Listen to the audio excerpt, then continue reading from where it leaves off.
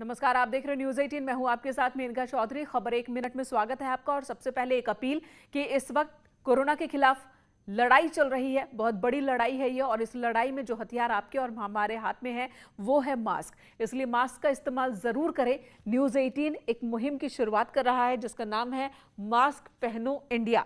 और इसी मास्क के साथ हम कोरोना को हरा सकते हैं। इसलिए खुद ये प्रण लीजिए कि जब तक महामारी पूरी तरह से खत्म नहीं हो जाती, जब भी हम बाहर जाएंगे मास्क जरूर पहनेंगे, उतारेंगे नहीं। चलिए अब खबर एक मिनट की शुरुआत करते हैं, जिसमें एक एक मिनट में खबरों का पूरा विश्लेषण होगा। संसद का मानसून सत्र सोमवार से शुरू होने जा रहा है। उससे पहले सर्वदलीय बैठक बुलाई गई। केंद्र सरकार ने विपक्षी नेताओं के साथ बैठक की, साथ ही विपक्ष से मानसून सत्र को सुचारू रूप से चलाने की अपील की। बैठक में हिस्सा लेने के लिए केंद्रीय मंत्री राजनाथ सिंह और पीयूष गोयल संसद भवन पहुंचे।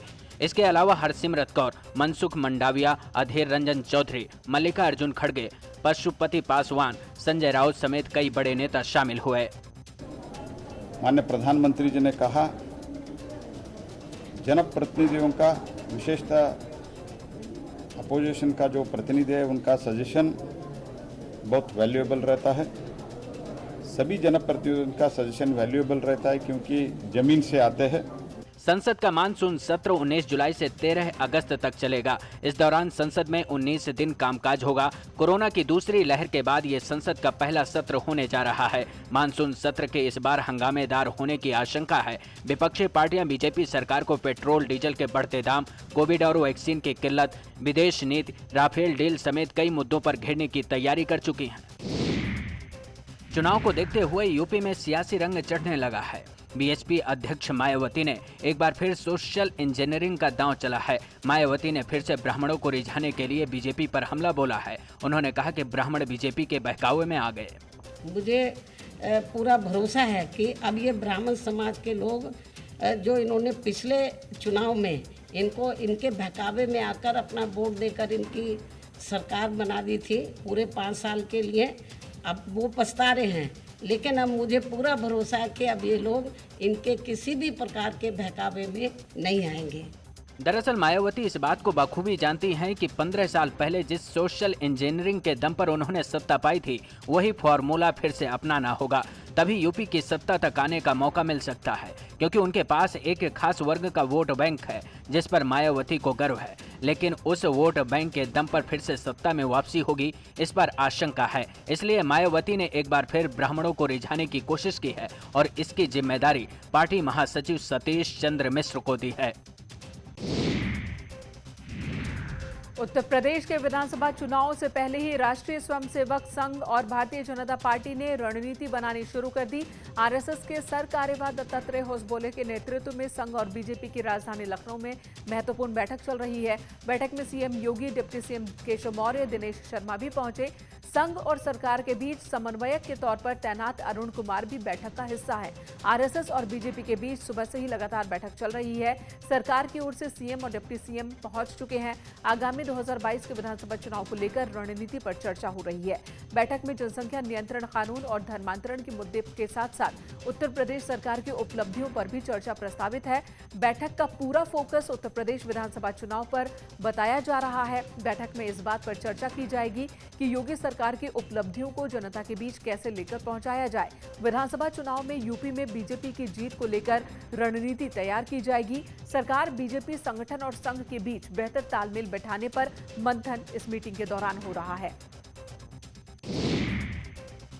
उत्तर प्रदेश में बीजेपी सरकार को घेरने के लिए कांग्रेस के दिग्गज पसीना बहा रहे हैं। वहीं दूसरी तरफ कांग्रेस के अपने ही खेमे में असंतुष्टों की गिनती बढ़ती जा रही है।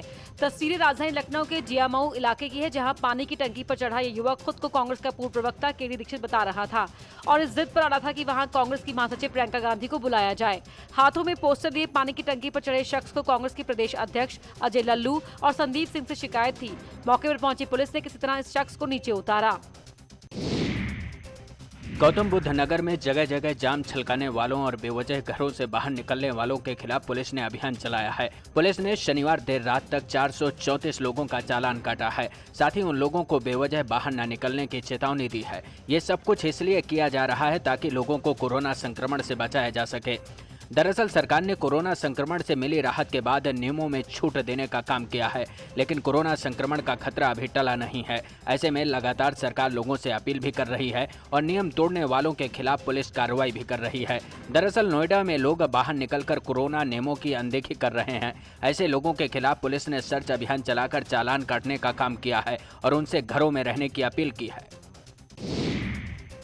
चित्रकूट के मारकुंडे इलाके में सबरी जलप्रपात घूमने गए 4 लोग नदी में डूब गए। हादसे में 3 युवकों की मौत हो गई, एक को गोताखोरों ने बाहर निकाल लिया है। पुलिस ने नजदीकी हॉस्पिटल में इस शख्स को भर्ती कराया। बताया जा रहा है कि मरने वाले सभी लोग बांदा जिले के रहने वाले थे, जो चित्रकूट के सबरी जलप्रपात घूमने के लिए आए थे, लेकिन पानी का तेज बहाव होने की वजह से एक के बाद एक चारों उसकी चपेट में आ गए। 3 की मौत हो गई, जबकि एक को गोताखोरों ने बाहर निकाल लिया। 4 लोग डूबे थे, जिसमें एक को बचा लिया गया, 2 की हॉस्पिटल में डेथ हुई और एक की बॉडी जो है काफ़ी देर बाद मिली, वो मृत अवस्था में मिली। इस संबंध में आवश्यक कार्रवाई की जा रही है। आगे से ये ध्यान दिया जाएगा कि इसमें क्या सावधानियां बरती जा सकती है। कासगंज के टोलना कोतवाली क्षेत्र के बिलराम कस्बे में 13 साल के लड़के की हत्या करने का मामला सामने आया है और उसकी पहचान को खत्म करने के लिए तेजाब से मुंह को जलाया गया। जिस लड़के की हत्या की गई, उसका शव घर से करीब 500 मीटर की दूरी पर एक खेत से मिला, जो लापता हो गया था। कस्बा बिलराम में सानू पुत्र मुन्ने खां जो है, ये परसों से जो है रात को इनके 10 बजे लापता होने की सूचना हुई थी, जिसमें कल जो है परिजनों ने थाने पर अभियोग पंजीकृत कराया था और आज प्रातः जो है इस बच्चे की डेड बॉडी यहाँ प्राप्त हुई है। इसमें जो बाकी चीज़ें हैं अनावरण किया जाएगा और संबंधित लोगों के खिलाफ कार्रवाई की जाएगी, विवेचनात्मक कार्रवाई की जाएगी। लापता लड़के का शव मिलने से परिवार में कोहराम मच गया। फिलहाल परिजनों ने पुलिस को सूचना दी। इस मामले में पुलिस अब जांच कर कार्रवाई का दावा कर रही है, लेकिन अब तक इस मामले में किसी भी तरह का कोई सुराग नहीं मिला है। रामपुर के नई बस्ती इलाके मोबाइल फोन को लेकर 2 महिलाओं के बीच विवाद हो गया। ये विवाद इतना ज्यादा बढ़ गया कि मामला हत्या तक पहुंच गया। पुलिस के मुताबिक दोनों महिलाओं के बीच हुए विवाद में एक महिला ने दूसरी महिला का गला रेत दिया। इस वारदात की सूचना मिलते ही पुलिस मौके पर पहुंची और आरोपी महिला को गिरफ्तार कर लिया। 2 महिलाएं रेशमा में तस्लीम, जो एक ही मकान में किराए पर रहती थी, दोनों में मोबाइल को लेकर हल्का फुल्का विवाद हो गया, जिसमें रेशमा ने तस्लीम की गर्दन पर चाकू से वार कर दिया और तस्लीम की मौके पर मौत हो गई। जो हत्यारी महिला है रेशमा, उसे मैं चाकू के गिरफ्तार कर लिया गया है और विधिक कार्रवाई की जा रही है। दरअसल तस्लीम की लड़की का हाथ लगने से रेशमा का फोन पानी में गिर गया। इसी बात को लेकर झगड़ा हुआ। ये झगड़ा इतना ज्यादा बढ़ गया कि रेशमा ने तस्लीम की गर्दन पर चाकू चलाते से उसकी मौत हो गई। 2 पक्षों के बीच खूनी संघर्ष का ये वीडियो चित्रकूट में वायरल है। मामला शहर कोतवाली क्षेत्र के खो गांव का है। आरोप है कि इलाके में सक्रिय भूमाफिया अवैध तरीके से प्लॉटिंग कर जमीन बेच रहे थे, जिस पर दूसरे पक्ष ने इसका विरोध किया तो दोनों ही पक्ष आमने सामने आ गए। पहले कहासुनी हुई, जल्द ही मारपीट में बदल गई और फिर दोनों तरफ से जमकर लाठी डंडे चलने लगे। मौके पर पहुंची पुलिस को हालात कंट्रोल करने के लिए हल्के बल का इस्तेमाल करना पड़ा। करवी कोतवाली पुलिस दोनों ही पक्षों के खिलाफ मुकदमा पंजीकृत कर जाँच शुरू कर दी है। जो मामला है भूमि विवाद का मामला है। भूमि विवाद को लेकर 2 पक्षों में जो है बलवा की घटना हुई। ये बताया जा रहा है कि एक पक्ष का स्टे है, दूसरा पक्ष वहाँ कब्जा करने जा रहा था। इसी बात को लेकर विवाद हुआ। दोनों तरफ से प्राप्त तहरीर के आधार पर जो है मुकदमा पंजीकृत कर लिया गया आवश्यक धाराओं में।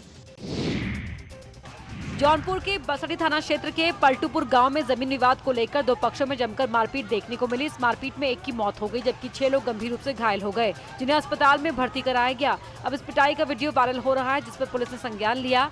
बताया जा रहा है कि 16 जुलाई को किसी बात को लेकर दोनों पक्षों में कहासुनी हुई और फिर देखते ही देखते दोनों पक्ष आपस में भिड़ गए। फिलहाल पुलिस ने मामले में कार्रवाई करने की तैयारी शुरू कर दी है। आगरा में जमीन विवाद को लेकर 2 पक्ष आमने सामने हो गए। दोनों ही पक्षों में जमकर गोलियां चली। इस विवाद में एक व्यक्ति की मौत हो गई, जबकि व्यक्ति गंभीर रूप से घायल हो गया, जिसको अस्पताल में भर्ती कराया गया। गोली मारकर हत्या की गई थी, सूचना मिली थी, तो तुरंत पुलिस मौके पर पहुंचेगी। तो मौके पर पहुंचने पर यह पता चला कि एक जमीन विवाद को लेकर एक घटना हुई है। ये चित्रहाट थाना क्षेत्र में पारना मोड़ है, उसी एरिया में ये लोगों ने एक ज़मीन खरीद रखा था, दोनों पक्षों ने, जो मृतक का पक्ष और जो अक्यूज्ड पक्ष। तो इसी बात को लेके आज सुबह इनको ईंट डलवा रहे थे जो मृत कलर का, तो इसी बात को लेकर वाद विवाद हो गया है। दरअसल थाना चित्राहाट इलाके में एक पक्ष जमीन खरीदी थी जिस पर निर्माण को लेकर विवाद हो गया और फिर दोनों ही पक्षों में गोली चल गई। इस दौरान कार में बैठे एक व्यक्ति को गोली लगने से मौत हो गई, जबकि दूसरे पक्ष का व्यक्ति गोली लगने से घायल हो गया। इस मामले में पुलिस ने 3 लोगों को अरेस्ट किया है। हरदोई के पचदेवरा थाना क्षेत्र के भापुर गांव में पिता और बेटे की करंट लगने से मौत हो गई। दरअसल मरने वाला गोविंद कुपोषण का शिकार था, जिसके इलाज के लिए एक बाबा ने गन्ने के खेत में नहाने के लिए बोला था और दावा किया था इससे कुपोषण दूर हो जाएगा। लेकिन पिता और बेटे को नहीं पता था कि गन्ने के खेत में करंट दौड़ रहा है और जैसे ही पिता ने बेटे को नहलाया वैसे ही दोनों की बॉडी में करंट दौड़ गया। 2 व्यक्ति बिजली की करंट की चपेट में आने से मौत हो गई है। इस सूचना पर पुलिस वहां पहुंची, शव को कब्जे में लेकर के पोस्टमार्टम में भेजा है। इस घटना की सूचना तब लोगों को हुई जब धर्मपाल अपने खेत पहुंचे, दोनों के ही शव पड़े मिले। इसकी सूचना धर्मपाल ने जब गांव वालों को और पुलिस को दी तो इस घटना के सामने आने के बाद पुलिस ने खेत मालिक धर्मपाल और उसके बेटे को हिरासत में ले लिया है। पुलिस ने बताया कि मरने वाले दोनों ही शाहजहांपुर के अल्लाहगंज के रहने वाले हैं। मथुरा के थाना रिफाइनरी पुलिस ने चेकिंग के दौरान एक बाइक चोर को गिरफ्तार किया है। चोर की निशानदेही पर पुलिस ने 2 और बाइक बरामद की है। पुलिस के मुताबिक आरोपी ने बताया कि उसने बाइक गोवर्धन क्षेत्र से करीब 8 से 10 दिन पहले चुराई थी, जिसको पुलिस ने बरामद कर लिया है। थाना रिफाइनरी पुलिस द्वारा एक अभियुक्त चोरी की मोटरसाइकिल के साथ गिरफ्तार किया गया है। उपरोक्त अभियुक्त का नाम यूसुफ मित्तल है। उससे पूछताछ करने पर उसके कब्जे से चोरी की 2 और मोटरसाइकिलें बरामद हुई हैं। दरअसल आरोपी चोरी की बाइक बेचने की फिराक में था, जिनको पुलिस की निशानदेही पर बरामद किया गया। फिलहाल पुलिस आरोपी से पूछताछ कर गैंग का सुराग लगाने की कोशिश कर रही है ताकि आरोपियों के खिलाफ शिकंजा कसा जा सके। योगी सरकार ने सख्ती बढ़ा दी है। दूसरे राज्यों से आने वाले लोगों के लिए RT-PCR रिपोर्ट जरूरी होगी। खासकर तीसरी लहर की आशंका को देखते हुए ये फैसला